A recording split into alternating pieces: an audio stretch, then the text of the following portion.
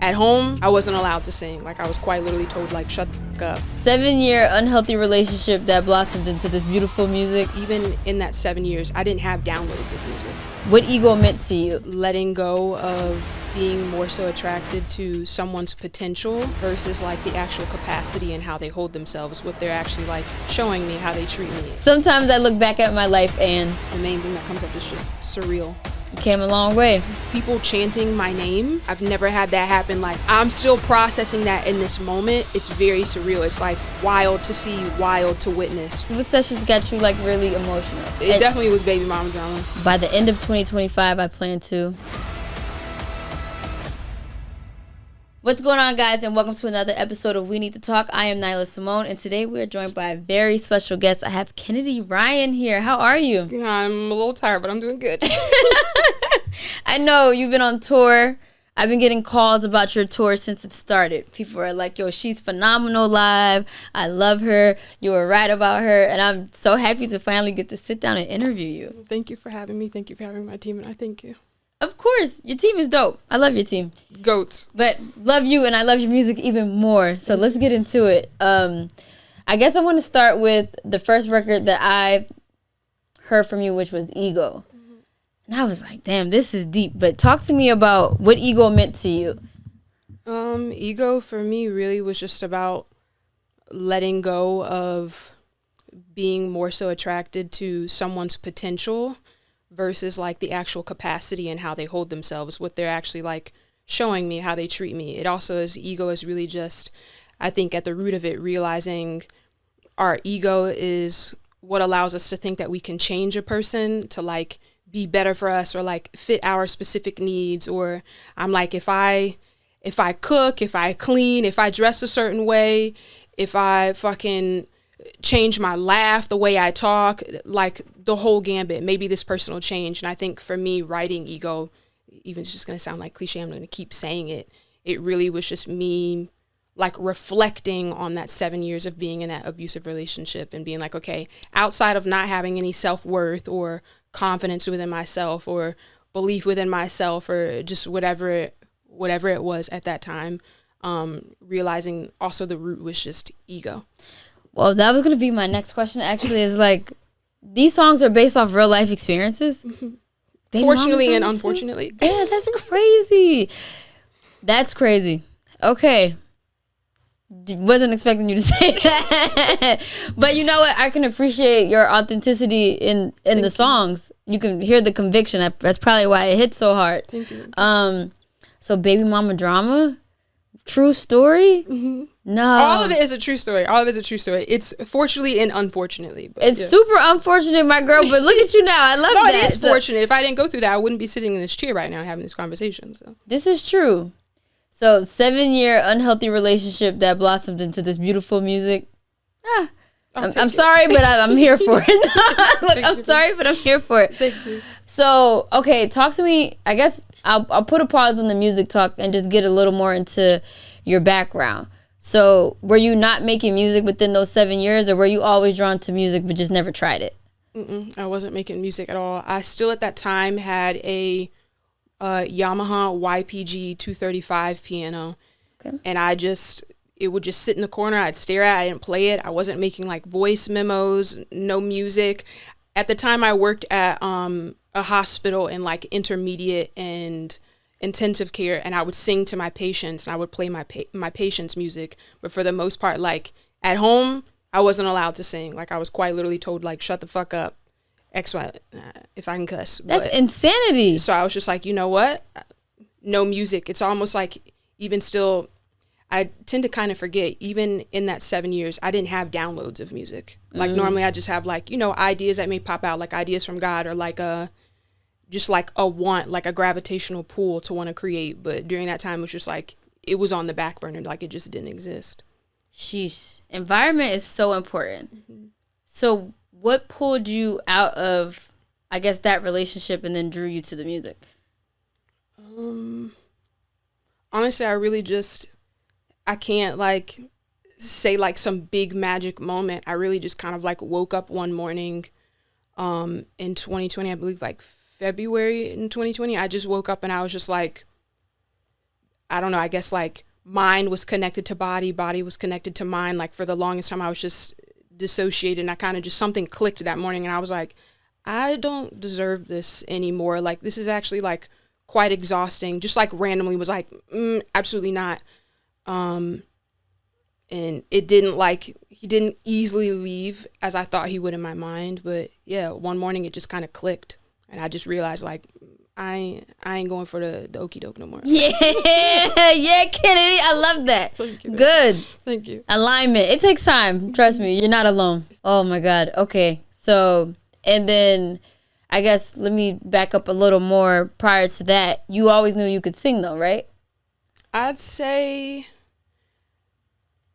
so I don't talk about it like a lot, but I initially fell in love with dance before I fell in love with singing. So in like, I can't say like, probably like kindergarten, first grade through like fifth grade, really was like studying Destiny's Child and like MTV awards, like VMAs. And then I started dance in fifth grade, and then life kind of lifed. We ended up moving to like the boonies on like the other side of town. And I was like, okay, well, I don't have dance. I don't have dance team. I don't have my dance teacher. So I guess this means I need to take music seriously. I don't think, even while I was like obsessed with dance and I was like tinkering and playing with singing, I didn't hear my voice the same way like my family like at that time would hear it, even though they'd be like, be quiet, you sing it too damn much.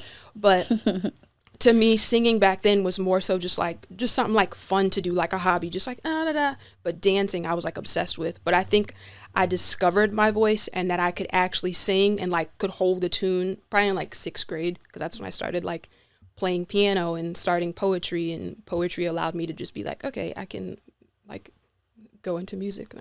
Beautiful. Who taught you the piano? Myself. Oh, really? I can't like, I'm no Beethoven. I'm not like that. Okay. I can play by ear. Like I can hold a little tune, but yeah, Cute. Really just, I can't even say me and myself. YouTube University too. Period. Yes, has taught us all over the years. Is there any other instruments that you could play?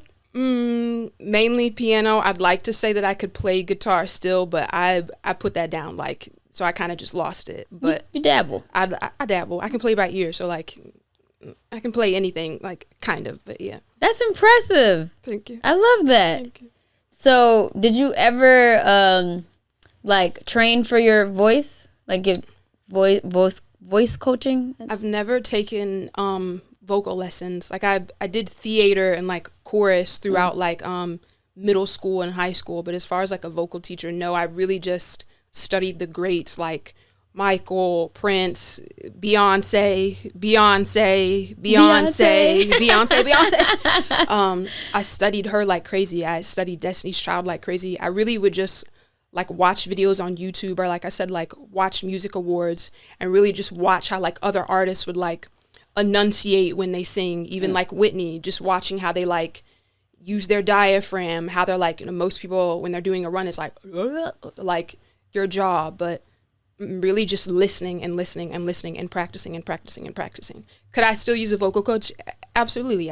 There's like nothing wrong with that, but really just like visually watching other people. I mean, I only asked that question because you sound phenomenal. So I'm like, is this like training or is this like natural God's gift? I'd say definitely God got to get it first, but Yeah. training, yeah, a little bit, just not like professionally. Okay. I love it. Yeah. Thank you. And then, so you mentioned that your parents moved out into the boonies. Where did you grow up and like, what were you like as a child? Well, I grew up a lot of places because I was a military brat, but I lived in Maryland the longest. I'd say as a child, I was just chill. I like to watch Degrassi. Oh, love Degrassi. I was watching Danny Phantom, Yes. Fairly Odd Parents, climbing trees. I literally would like, I remember like a distinct memory. I just like sat in a tree with friends, ate a can of olives. Okay, the olives, you just lost me. I was with you with everything. I was a chill kid. I didn't get into trouble. None of that. I really just still just like today, like introvert, just really liked music and like being outside. Okay. I, too, am a military brat, so shout out to all the military brats. We love that. Do you feel like being an Army brat, like, shaped you differently than, like, your peers at all?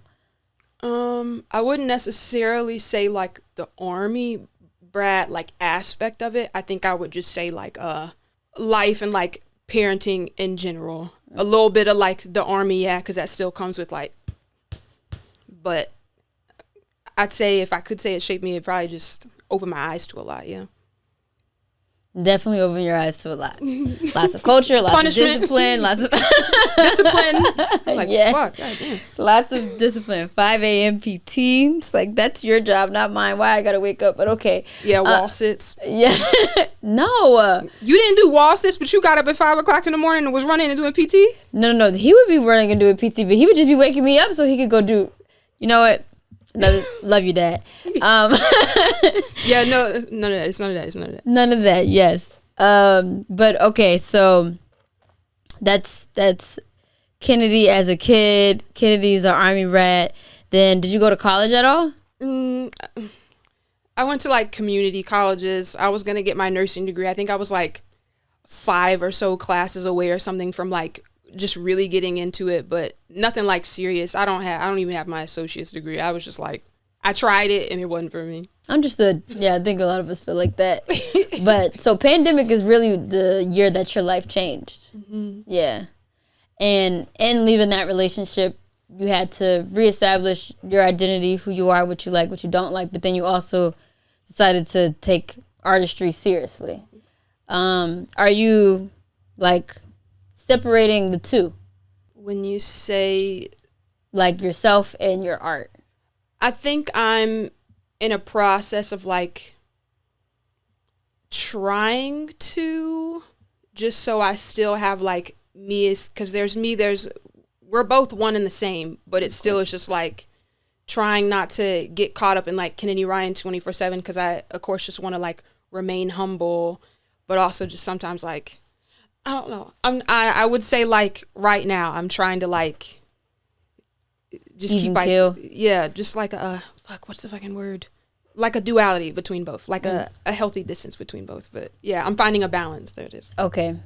I asked that because it's like when you got out of that relationship, do you think you just poured everything into the music? Oh, absolutely. It wasn't like easy at first because I was like, okay, am I being too vulnerable? Am I saying too much? Also, it was just uncomfortable because you're also reliving it and like writing it out. And there were definitely like studio sessions where I was like crying and like couldn't get through the songs. But I think like that's the only way, is just to leave it on the page and just fully just like let spirit, like the energy, the vibration, just leave it, because it's not about me, honestly. That's real. I love that you had that perspective. Those I'm not gonna ask what sessions unless you want to share. Maybe. What sessions got you like really emotional? It definitely was Baby Mama Drama. Okay. I say all of them, but Baby Mama Drama is like the first one that comes about, because I was like, I don't think I say it enough, because most times when people hear Baby Mama Drama, they think it's like a song and I'm promoting like being a home wrecker and like ruining marriages or relationships, when in reality, when you like really dig into it and you listen with the lyrics, I'm really writing a diss to myself from at that time just not having enough confidence, not standing up for myself and putting up with the bare minimum. Also knowing that he at the time was dealing with another woman, and I'm just like, no, it's totally fine. So it's like being emotional, one, because I couldn't believe I accepted just that low. The bar was literally in hell. But also, two, just being able to reflect on it and realize like, okay, I deserve a lot better than that. It's kind of like, how the fuck did I put up with that? And one being like, it's just so many different, kind of just going through like the stages of grief, really. All in one record, yeah. Mm-hmm. I do feel like you can hear different perspectives every time you hear the song. Mm-hmm. Yeah. Do you, or like, I know you're on tour right now, when you perform these records, do you feel more empowered? Like, yeah. I'd say because you can also feel the energy from the crowd. We were just saying like, earlier today, I was like, asked like, what songs do you like?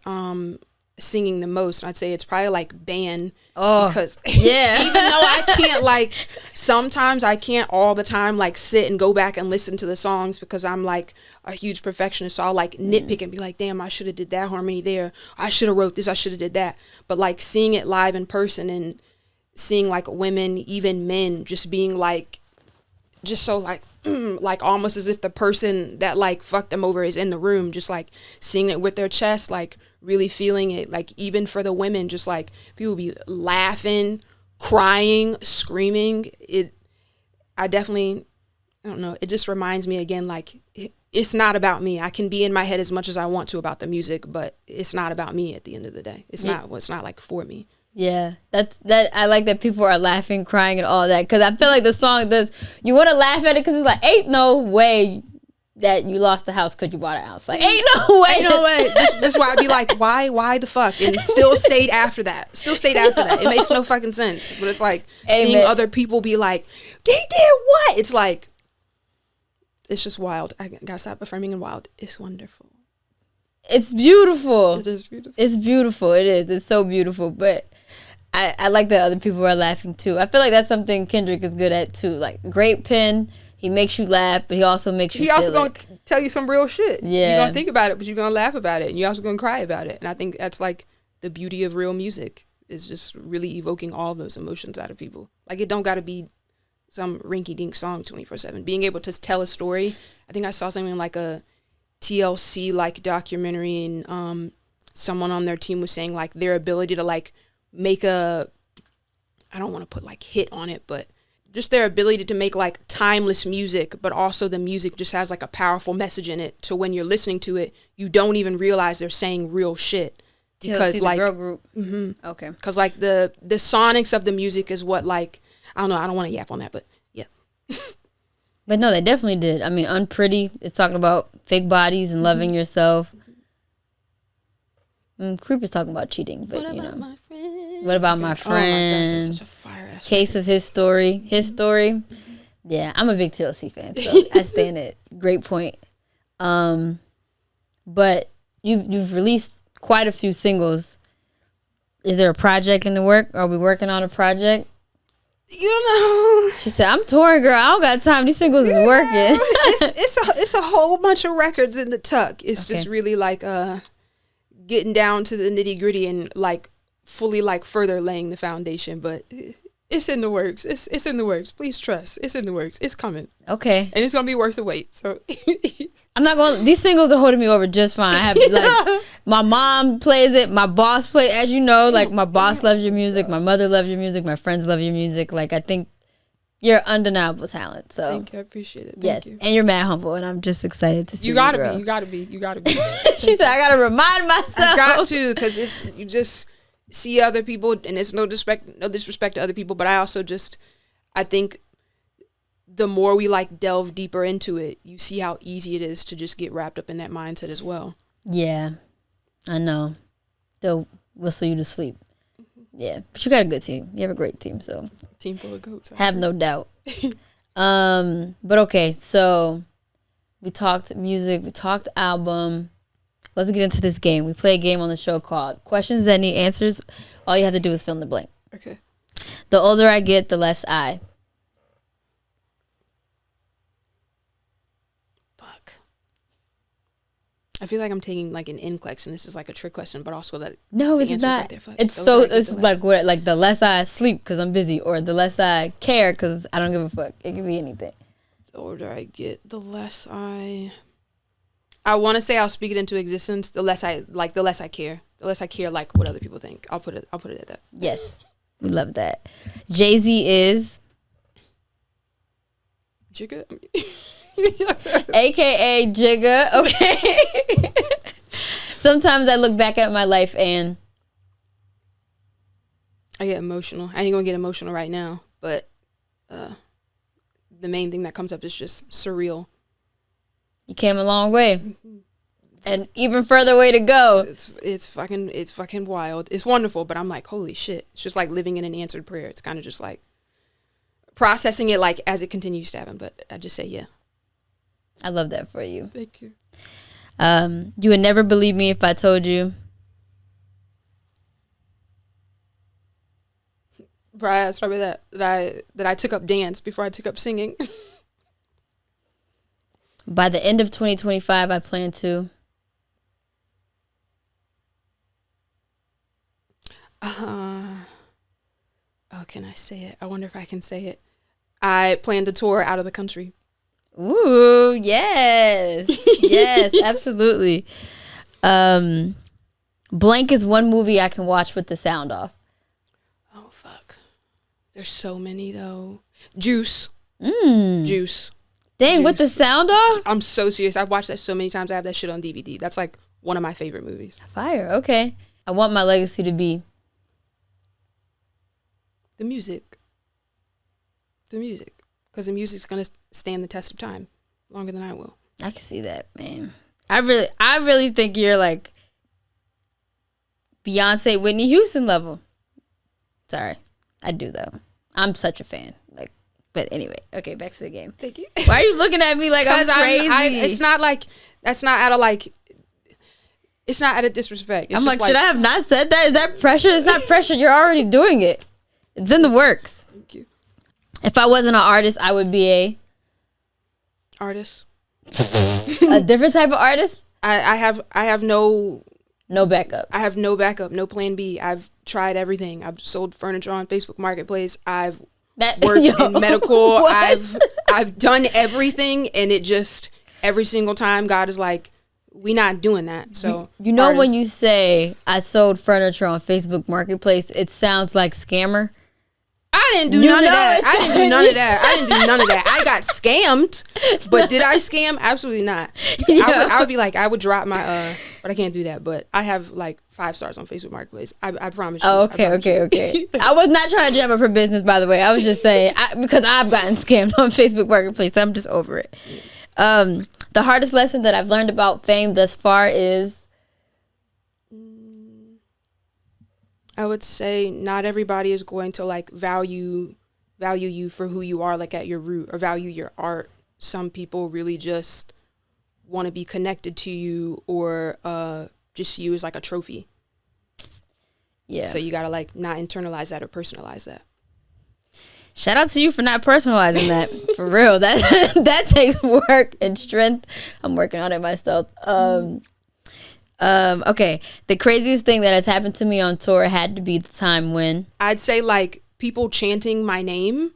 Like I've never had that happen. Like I'm still processing that in this moment. It's just very surreal. It's like wild to see, wild to witness. And like the screaming and the chanting, like, yeah. Because when I get on stage, I'm like, I'm me. Like this is I'm my element. But at the same time, just that is like, it's wild. It's very wild. Not in a bad way. It's very good. But it's like, it's just crazy to me. That is fire. Crazy to me. That is fire. Thank you. Thank you. I'm so proud of you. Thank you. That is so ill, man. What? I love this. Thank you. Okay. After I got my first check, I spent it on blank. I can't say exactly what, but knowing me, it was probably between snacks and a rug, like something on Facebook Marketplace. Oh my God. Yo, Facebook Marketplace needs to cut you a check as an ambassador the way. I'd be like, even like, I think just, I don't like saying that. The more levels we climb, the more generational wealth like we accumulate. I think I'm still just gonna be like, I'm gonna be on Marketplace just down. I don't know. It's just I just love it. Just finding a good steal and a deal. But snacks are probably a rug for sure. Are you into like antique like pieces and thrifting? If they're like priced correctly, yeah. Like little like killing pillows or like antique rugs, like dressers. I just like the modern like eclecticness of it. I would love to see. I can't wait for your MTV Cribs. Yeah. Can't wait to see what that looks like. But okay, so what else do I want to cover? We have any new music coming post tour? Not the Dr. Evil on the right. We do. Okay. We do. We for sure do. But I can't spill the beans or the tea, but just know. It's coming. It's coming. Okay. Well, I'm excited. I'm going to be at your tour. Friday. Yes. Or Saturday. Saturday in DC. I will be there. Thank you. And you've sold out. DC. Sold out capacity. Atlanta. Did you sell all of the stops? Pretty much, right? Not all of them yet, but I would say pretty much yet, which is absolutely crazy. Man, I love it. Thank you. So worthy, and I'm so excited. Seriously. Thank you. I am too. I'm just like, what the fuck? But thank you. Shout out your gram, let everybody know where they can follow you if they don't already. So you can find me on Instagram or all socials at Kennedy.Ryon. Kennedy spelled like the president. Ryon is spelled Ryon. Yes, tune in, guys. All the singles. I can't even tell you which one to start with because they're all slap. Thank you. Until next time, guys. Talk soon.